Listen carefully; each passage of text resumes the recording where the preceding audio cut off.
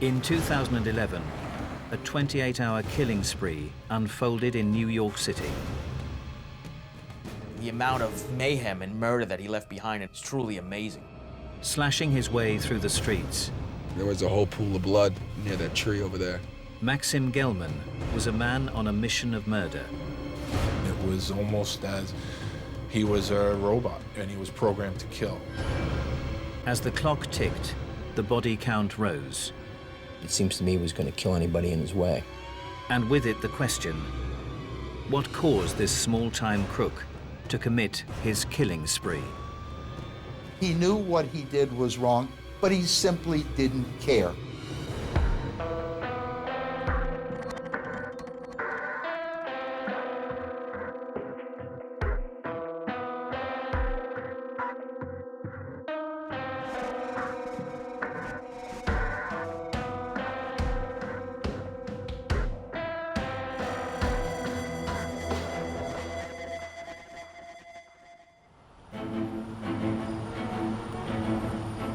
New York, the 12th of February 2011, 9 a.m. The typical hustle and bustle of the city that never sleeps belied the fact that this was a day unlike any other. A killing spree was underway. There were hundreds of cops and detectives that were assigned to this. We were pulling people from all over the place. Anybody who was working at that point in the Detective Bureau was assigned to this case. Detectives were frantically searching for Maksim Gelman, the man who over the last 28 hours had left 4 dead and 3 critically injured in a string of vicious stabbings, random carjackings, and indiscriminate assaults. He was being reckless. He was committing crimes in public. He was driving around at a high rate of speed. Concerns were mounting that the out-of-control killer would soon strike again. Not only are you trying to contain what's happening, but you're trying to find this guy so that he doesn't hurt anybody else. So there is a lot of pressure that's put on the police department in a situation like this. He was, it seems, becoming more and more unhinged and perhaps becoming more and more dangerous at the same time. The hunt for Maksim Gelman sprawled across the length and breadth of the city.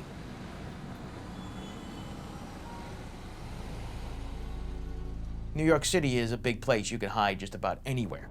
This is a dynamic situation that we're dealing with. We have enough resources in New York City to do this. We have the dogs and the helicopters and the license plate readers and the cars and the number of cops.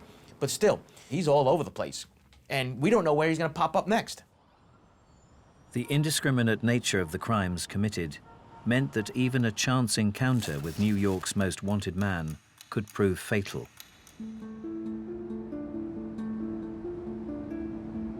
There was a sense of danger because people were realizing their life could be threatened.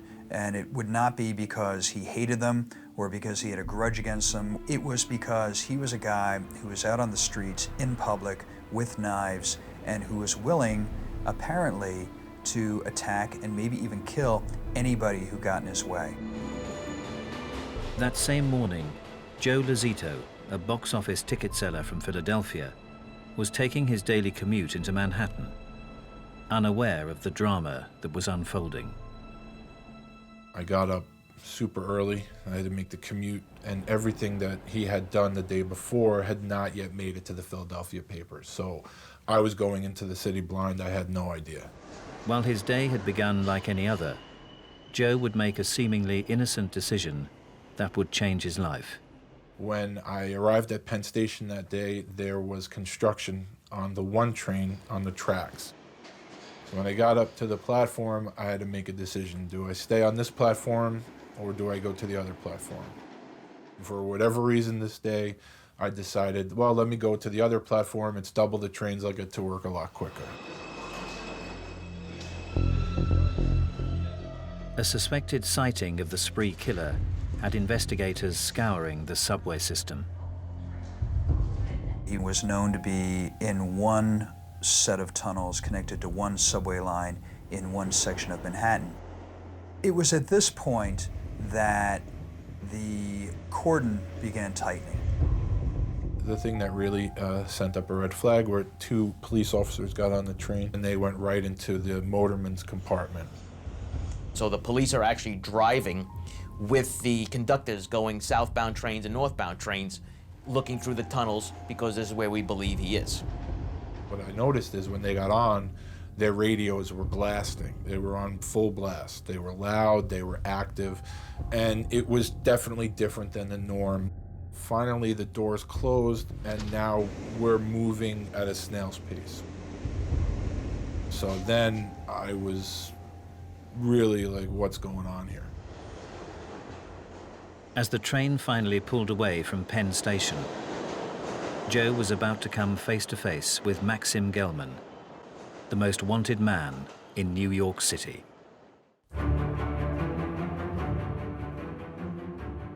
This guy just walks right in front of me and starts banging on the door to the motorman's compartment. And he looked kind of dirty, disheveled. And he starts banging on the door and he says, "Let me in." And I'm sitting here going, what is going on with this guy? And lo and behold, Max is on the train where the cops are riding with the conductors looking for him. Max turns around and he focuses in on one of the passengers who happened to be probably the biggest guy on the train, this guy Joe Lozito. So the next thing I know, he's about 2 feet from me and about 3 feet from the door, looks right down at me. I look up at him, we make eye contact. He takes out this big knife, looks me dead in the eye and says, "You're gonna die."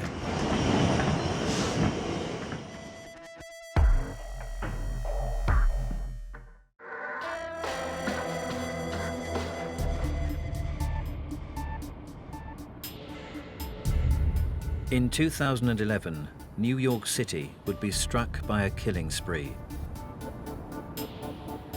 Carrying out a series of stabbings, carjackings and assaults, Maksim Gelman would stalk the streets for 28 hours. 1994, New York City. 17 years before the deadly spree, 6-year-old Maksim Gelman and his mother Svetlana immigrated to the United States from Ukraine, settling in the Sheepshead Bay neighborhood at Brooklyn's southern tip. His father had left him early on in life. His mother remarried, lived with his mom and his stepfather. He had no brothers and sisters. He was an only child.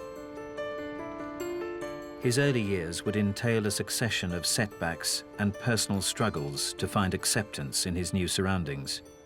Max, when he was young, he was an outsider. He definitely didn't have a lot of friends, maybe felt shy or wasn't confident enough in himself. I guess that's what kind of made him into a worse person. Gelman's childhood was filled with trouble. His potential for killing was something that developed early and remained with him until he was in his early 20s. Life at home was also turbulent for the young Maksim. Max and his family, he wasn't so great with them. Max expressed some dislike in the way his stepfather treated his mother. He, loved and respected his mother, but his stepfather never respected him. He would always refer to his father as asshole in front of anyone. I don't think that they ever had a normal relationship. It turned out to be a somewhat violent relationship.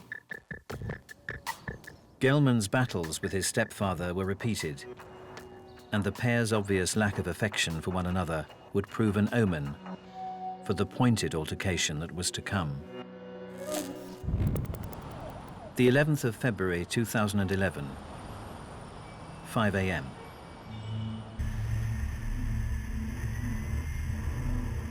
The now 23-year-old Maksim Gelman was on the way to visit his mother.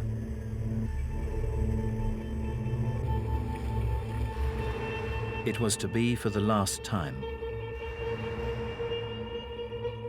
Maksim Gelman went to his mother's house looking for his passport. Max thought he was being followed by the FBI and the DEA, and he just called them the feds a lot of times. And he was worried that the police were onto him because he was an alleged drug dealer, and he wanted to flee the country. He got there, he knocked on the door, he got in. And this is where he runs into his stepfather. Of course, at this point, Maxim appears to have been behaving in a pretty erratic fashion. That could have been enough to start tension with anybody. Believed to be under the influence of drugs, Gelman's curious behavior quickly began to arouse the suspicions of his parents. Max got into an argument with his mother and his stepfather regarding the car. He wanted the keys because his feeling, and one might call delusions about the DEA out to get him. His behavior was really unusual. He was becoming more disturbing. The tensions rising inside the Gelman house were about to erupt. Something in Max's head at that point snapped, and, you know, he picked up the weapon of opportunity at that point, which was the knife. Unleashing a display of savage violence, Maxim's anger would boil over into murder. He stabbed his stepfather over 50 times. A knife is a much more personal weapon. Almost anybody can be trained to pull a trigger, but to actually plunge a knife into the body of a victim until he's dead indicates a tremendous amount of anger. The wounds were incredibly severe. He couldn't have survived that. There was very close range stab, and that sort of gave me the impression that Max was acting out of some sort of more than natural rage. The other thing, of course, it can tell us about Gelman is that Gelman was a very spontaneous individual, and his rage was very quick to flourish and long-lasting.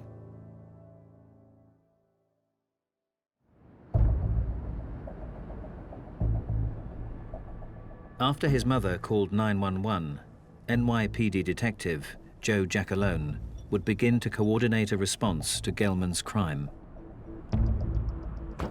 At that point, it was just a domestic violence murder. That's the way it was being handled. There was a fight between the stepfather and the stepson, and it ended in murder. And that we were looking for this guy, Maksim Gelman. We knew his name at this point, but we didn't understand the consequences of what else was happening. With the information available in these early stages, few could have foreseen the frenzy that was to come. With the blood of his stepfather on his hands and authorities heading his way, Gelman fled. So he figures he needs to get out of town at this point, so he takes everything and he leaves. Initially, from what we know, he was on his way out, and then decided to come back in and figure now he wants to settle some scores. While detectives began their investigation at the Gelman house, Maksim would head back into the city and towards the home of 20-year-old Yelena Bulchenko. Wait, just make the camera lower so it's not like I'm being recorded. Yelena was a very pretty girl. She was smart. She was funny. Very sensitive, very sweet girl. And we already made plans for Valentine's Day. You know, I bought her a heart necklace. Everything was set in place. Yelena and Gerard were no strangers to Maksim Gelman. Me, Yelena, and him had driven to Long Island to visit someone, and things went well. I mean, there was nothing out of the ordinary. We were with each other basically for most of the morning. Gelman, however, seemed to believe that he and Yelena were more than just friends. He really liked her, and she didn't feel that way. His attitude towards relationships with women was one scarred by a sordid early encounter. He never really had a girlfriend, and I think what really tore him from reality is his first sexual experience. He had sex with a girl from the high school, and I think after that he ended up getting a serious STD. How he told me was that he has lumps and that they weren't able to be even surgically removed. He kind of knew that he wouldn't be able to have a normal life anymore. Him and Yelena would really never be able to be a couple. He fixated on Yelena, an individual who showed him some kindness in passing, and that became so much more meaningful to him because he had nothing else in his life. Although his advances were rejected, Gelman would continue to pursue Yelena. Yelena changed her number because Max kept on, calling her over and over and over again, to the point where she didn't want to have that. She didn't want it to be bothered. She was in a relationship with me. She didn't want to, be stalked. I think Yelena's rejection really caused him to kind of become a stalker. He had showed up at her house one time. He was looking for her. He started banging on the door, going crazy, saying, I'll kill you if you don't open the door, and all these different types of things. She had really little interest in speaking with him, but the way he was reacting to her made some people say, in retrospect, that there were warning signs that he could become very dangerous. The 11th of February 2011, 10 a.m., 5 hours since the spree began. Sheepshead Bay, New York. Located merely a few blocks from the scene of his previous crime, Gelman would arrive at the Bulchenkos residence. He drove to Yelena's mother's house and confronted her while she was on the phone. The person that was on the phone was able to overhear the conversation that was going on. And from what the caller stated was that you could tell it was an argument right off the bat. Max wanted to know where Yelena was. And Yelena's mom didn't want to give it up. Anna's refusal to divulge the details of her daughter's whereabouts meant she would face the sharp end of Maksim's violent temper. Max grabs the knife. He just puncturing, the mother, like torturing her kind of thing, where he's trying to get information out of her where Yelena is. I think that Max probably knew that he was not going to get away with his crimes and that it would more satisfy him to do what he had to do and, in terms of the consequences, let him, he didn't care. And eventually, I think Max just gets tired of the game that he's playing with her, and he finally plunges the knife into her and kills her. The injuries were similar to the injuries to his stepfather, pretty much violent, multiple stab wounds. Anna is protecting her daughter at all costs, and she makes the ultimate sacrifice. Oblivious to the horrors unfolding at her home, Yelena would get wind of Gelman's earlier crimes. Yelena got a phone call letting her know that, Max had killed his father in the morning. This is around 3 o'clock, 3:30, as Yelena's walking home. Max got back in his car, and he was driving up and down the blocks and just looking for any sign of her. And during this time period, Yelena comes home. On her arrival, Yelena would be confronted by a scene of cruel violence. She discovered her mother's body and, freaked out, as anybody would. It was a terribly horrendous, bloody scene. And she is now outside of her house crying, and she's calling on the cell phone, calling the police, calling anybody who will, come and help her. I get a phone call out of nowhere from Yelena's friend. And she tells me, oh, Yelena's mom has been stabbed. And I'm like, what? What are you talking about? What are you talking about? At first, I thought, this was a stupid prank call. I was like, stop playing with me. It's not cool. She was like, no, I'm serious. Yelena just got off the phone with me. So I was like, all right, I'm on my way. Yet, unbeknownst to Gerard, he was not the only one heading in Yelena's direction.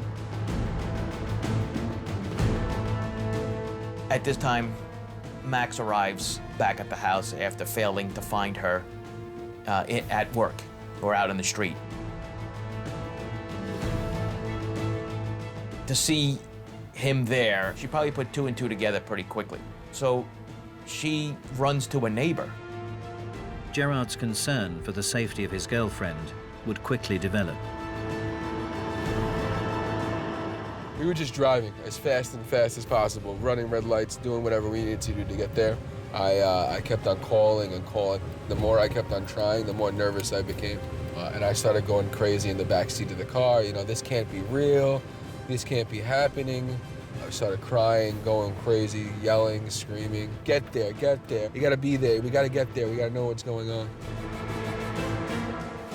As an argument ensued outside the Bulchenko home, Gelman was determined to take revenge against Yelena for her rejection of him.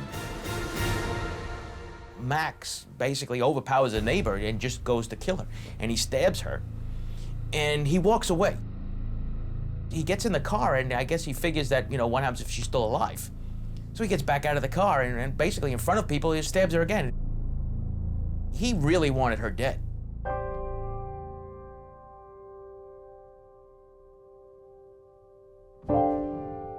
"11 hours into his spree, Maksim Gelman was now responsible for the death of a third innocent victim. My friends and I parked right near the police barricade, and I just jumped over the barricade. And, you know, there was cops all in front of her house. And I ran over near her house, and then I guess the police didn't see me at first. So the police grabbed me and said, who are you? Who are you? I was like, I'm her boyfriend. Where is she? And she wasn't there, and there was a whole pool of blood on that, near that tree over there. And you could just see that this is something that doesn't normally happen. Something outrageous, something crazy.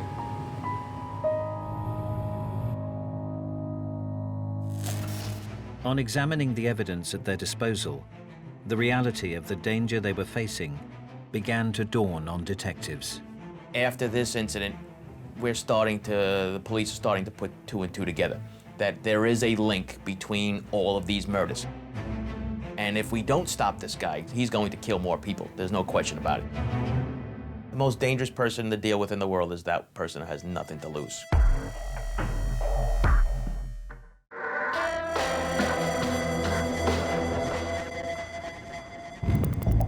The 11th of February 2011, 4:30 p.m. A killing spree was underway in New York. The normally quiet neighborhood of Sheepshead Bay was at its epicenter.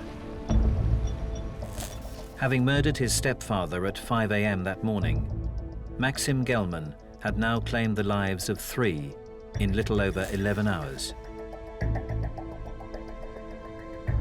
As investigators descended on the scene of his latest double crime, the slayings of mother and daughter Anna and Yelena Bulchenko, an increasingly out-of-control Gelman would attempt to evade their attentions. Max fled in a hurry after killing Yelena.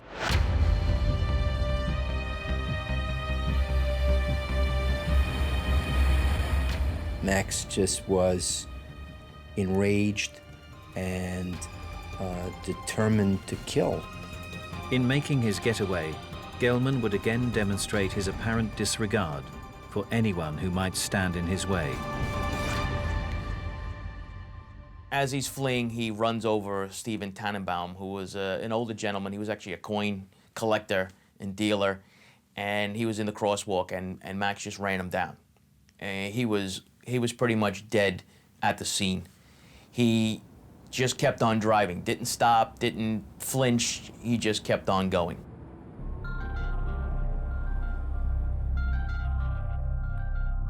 Now that detectives understood they were dealing with a spree of connected killings, their efforts to apprehend the culprit would intensify.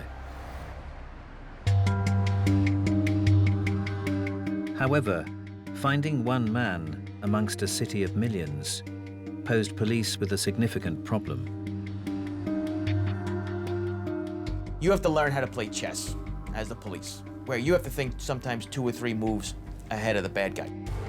One of the first steps when you're what we call hunting for a known perpetrator is you try to find out where they've been in the past, where they've lived, who their friends are, if he's ever been arrested anywhere else, because these are the places that you'd likely show up again. Leaving no stone unturned, detectives would enlist known associates of Gelman to assist with the search. We got a strong knock on our door, and I opened it, and there were probably around 8 detectives asking me about Max. And they said, Max murdered someone, but they asked me to maybe help them to look for him.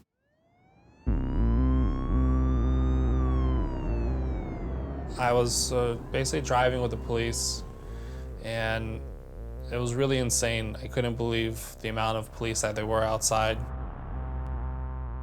Gelman, however, was able to stay one step ahead of his pursuers, turning his knowledge of the city's abandoned train tracks to his advantage.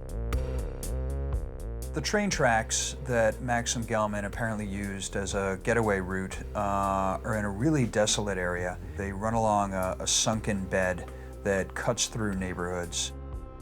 His understanding of this underground network had developed during his years as a graffiti writer.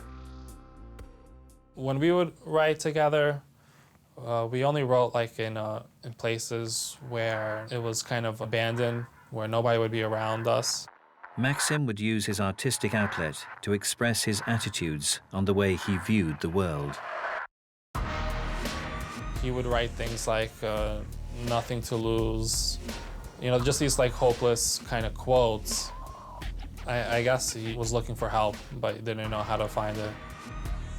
His reputation as an eccentric would also develop amongst those that moved in the same circles. He would make, voices. If a gangster or what you see on TV, a mobster, when he would start an altercation with somebody, he would talk to him in this voice, and people just thought, what's wrong with this guy? He was just, I guess, a sick person. Gelman's affectations towards the gangster lifestyle would eventually be reflected in his reality.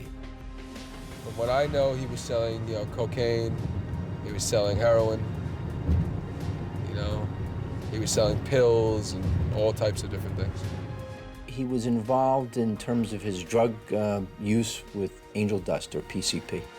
It's a drug that's not common amongst drug users because of the ill effects that it has. It takes over a person's whole mind. It can lead to aggressive, violent behavior. Years before the spree began, friends would come face to face with Maksim's violent unpredictability.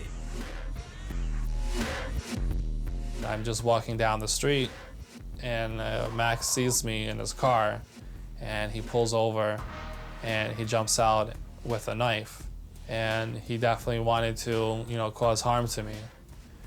And he was, basically jabbing a knife at me. Max was very unpredictable, and he was very dangerous. This was somebody who you can't imagine is actually out on the streets. The 12th of February, 2011, 1 a.m. Crown Heights, Brooklyn. 5 miles away and 8 hours on from his last confirmed sighting, Maksim Gelman would begin the second stage of his ever-escalating spree. Maksim Gelman had not been seen for several hours, but around 1 a.m., he showed up in Crown Heights, some distance away from Midwood, where the police were looking for him.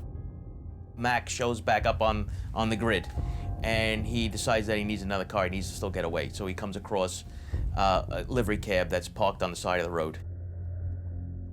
For the driver of the cab, Fitz Fullerton, it would be a fare he would never forget. Maksim got into the back seat. Then, as they were driving along, he attempted to commandeer the cab. He tried to take it over, and the taxi crashed, and Maksim fled. He had stabbed the driver, and he had left. So, fortunately, he survives.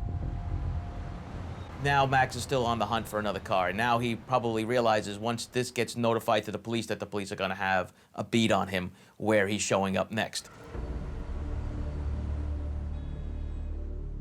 Gelman, however, was not to be deterred in his quest to commandeer a car. A matter of minutes later, and little more than a mile away from the Fitz-Fullerton scene, he would strike again. He comes across Sheldon Pottinger, who was outside of a church waiting for his family to come out. He jumps into the car, and he takes off in the car. He stabs Sheldon, and he tells him, as he's driving 60, 70 miles an hour, he tells him to get out. And can you imagine being in this position where you've just been stabbed, you're carjacked, and now you're driving 60, 70, 80 miles an hour, wherever it may be, and he tells you, your best bet is to jump out of a car to survive.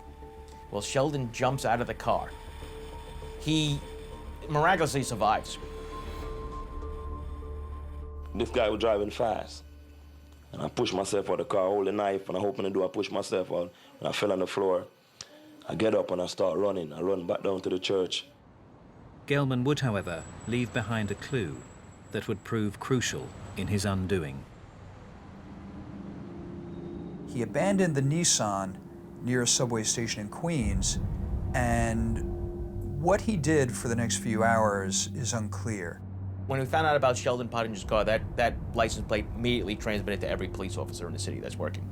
And a couple of patrol cops in Queens stumble upon the car near the subway station. So the police start to put two and two together that he probably hopped on a train. With detectives now alerted to Gelman's most recent movements, the elusive killer would once again go to ground. He was next seen hours later, around 8:30 a.m., in the subway system in Manhattan.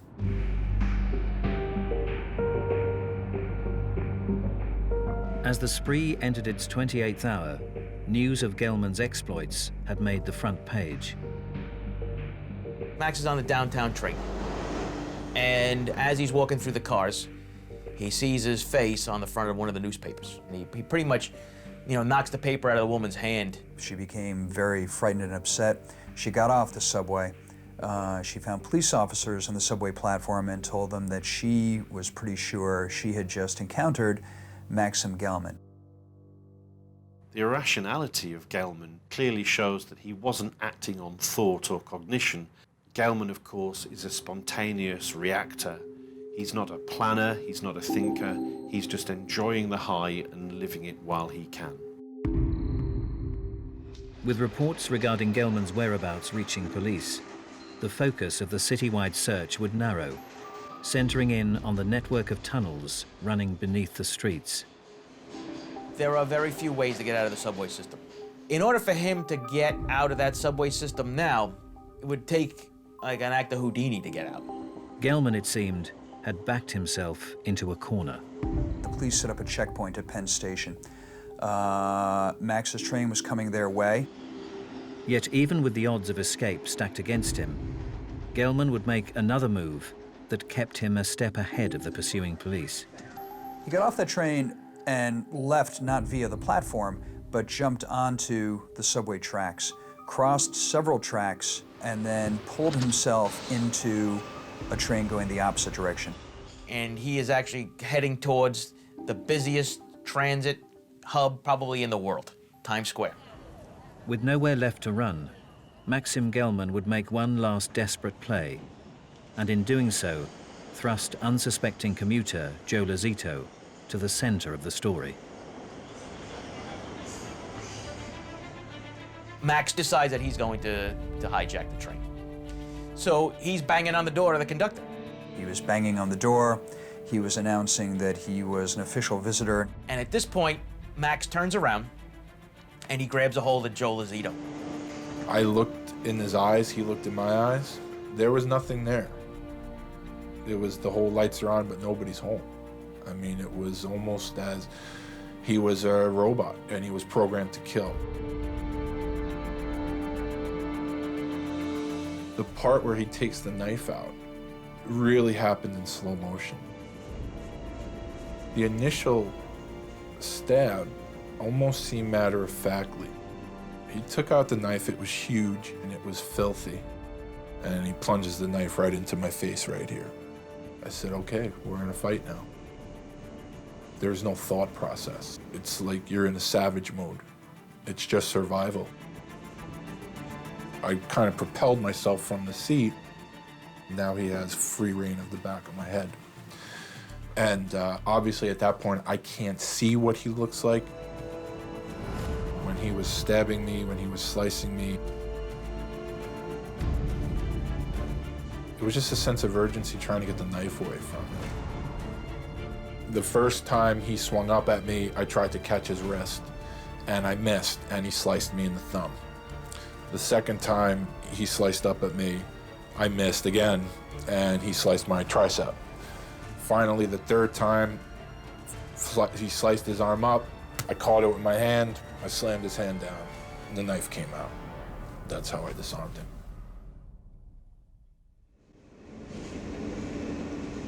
After 28 hours, Gelman's cruel killing spree had been brought to an end by the bravery of just one man. After I disarmed him, that's when the police came out of the motorman's compartment and tapped me on the shoulder and said, "You can get up, we got him." Yet despite Joe's heroics, the injuries he had sustained were severe. While this was going on, I am sitting on the subway seat.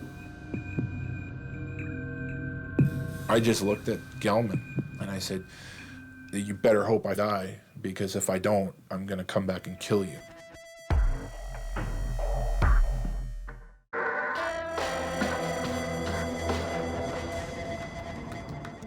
In February 2011, New York City was subject to a 28-hour killing spree. Beginning in Brooklyn, Maksim Gelman would take the lives of 4 and injure 4 more in a series of stabbings, carjackings, and assaults. The spree would finally come to a close in the center of the Manhattan subway system, after passenger Joe Lazito disarmed New York's most wanted man in hand-to-hand combat. About 9 o'clock in the morning, this finally came to a conclusion when the officer was able to handcuff him and get an ambulance, get some help for the passenger that had been stabbed. I mean, this poor guy was very fortunate to be alive. In the aftermath of the altercation, Joe was now left fighting for survival. While I was sitting there and watching my life pour out of me, I'm screaming, "We have to get this train moving. I'm gonna die. I can't die on this train." When they lifted me from the seat, I passed out. And when they put me down, I snapped out of it and I was up again. And that moment, that was the first time I had felt any pain. It was the worst pain I'd ever felt. Joe would soon begin to learn just how lucky he was to be alive. And I heard one of the officers call me likely, and I didn't know what that meant. And later on at the hospital, my sister, who's also a New York City police officer, she goes, "Joseph, do you know what that means?" I said, no. She goes, "That means likely to die."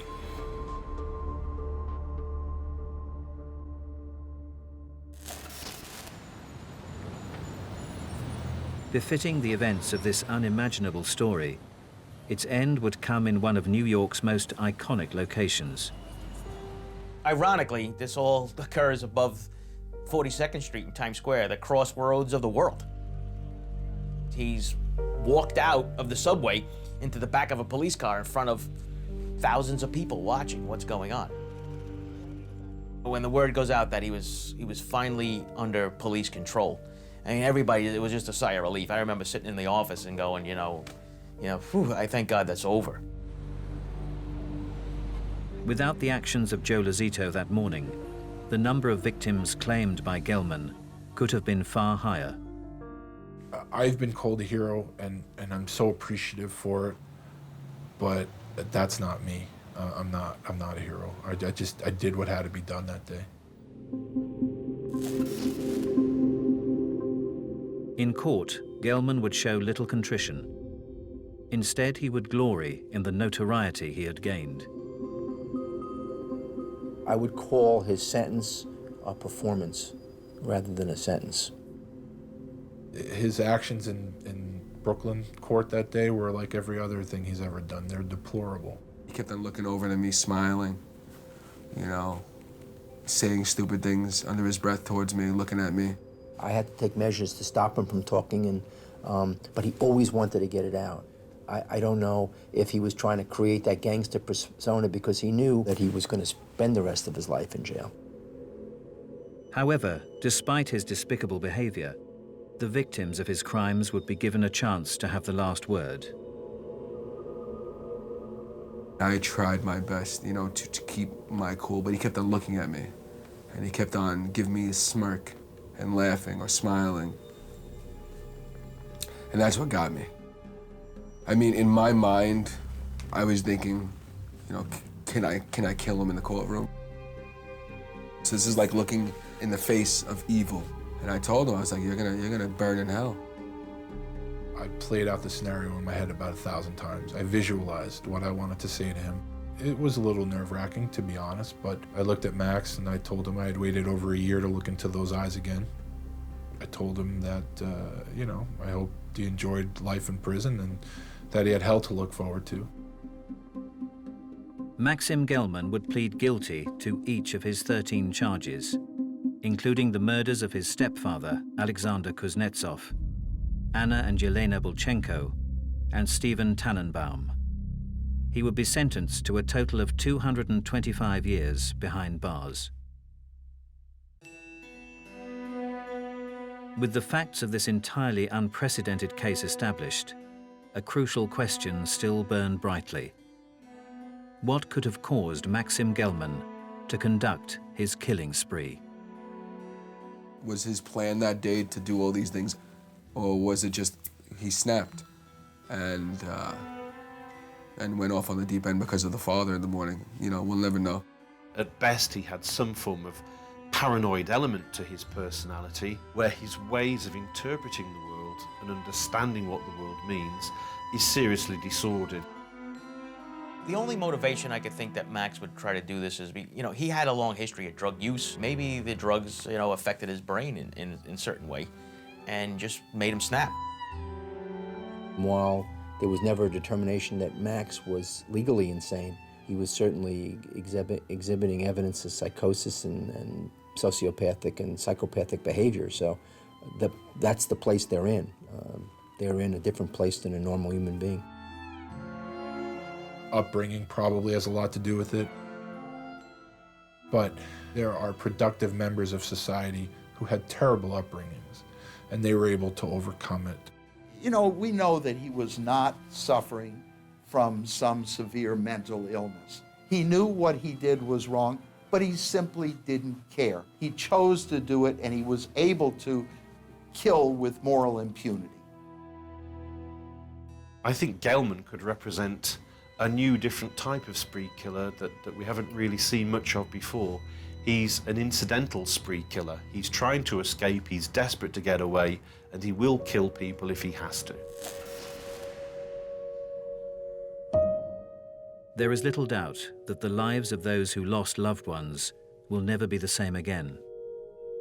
Yelena was a beautiful girl, smart, had an enormous future in front of her that was taken, you know.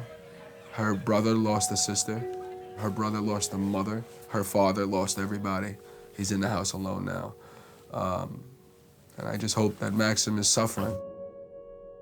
I sit here before you today knowing how lucky I am because I have no business being here. I should be dead.